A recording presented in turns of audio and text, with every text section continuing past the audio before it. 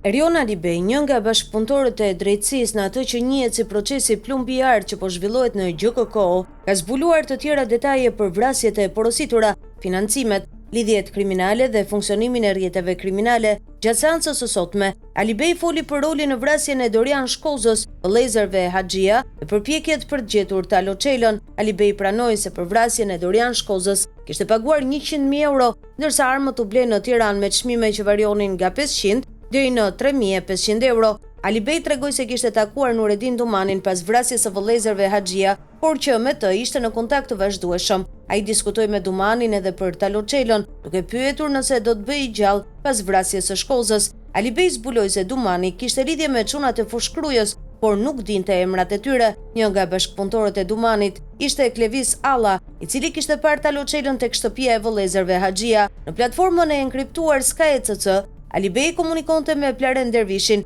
i cili përdorte kodet Barcelona dhe Ghost. Në një nga mesazhet, Dervishi i shkruan Alibejt: "Bëhet qefi që e ke gjetur Talo Çelën", një detaj që habiti atë, i cili më pas u kujtua se Dervishi kishte lidhje të forta me Festim Qolin. Për të fituar besimin e Dumanit, Alibej kishte dhënë atij një automjet Toyota të vjedhur të blerë në Shijak dhe armët të dorëzuara në pazarin e Rogozhinës. Më pas, Dumani kërkoi 50.000 euro, por Alibej dërgoi 150.000 për të treguar se kishte fonde dhe për të forcuar besimin. Alibej rrëfeu se për vrasjen e vëllezërve Haxhia i kishte dhënë Dumanit 2 Kalashnikov dhe një pistolet. Planifikimi fillestar ishte për të vrarë Altin Ndocin dhe Besmir Haxhin, por si viktime pa planifikuar doli edhe Viktori. Pas vrasjes, Alibej mori vesh nga lajmet dhe pyeti Dumanin pse kishte i gjurmë gjaku në makinë. Dumani u përgjigj: "Kemi qelluar me xhama të mbyllur dhe kusho është lënduar në këmbë."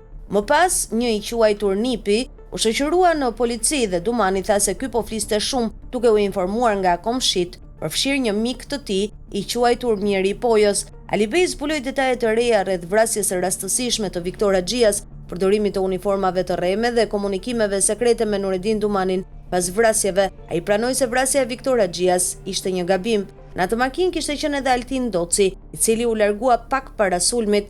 Ata nuk e dinin që ishte Viktori në makinë, menduan se ishte Altin Ndoci, tha Alibej. Ai diskutoi me Nureddin Dumanin edhe për mundësinë për të vrarë Ndocin gjatë varrimit të vëllezërve Haxhia, por ky plan dështoi sepse Ndoci nuk u shfaq në ceremoni.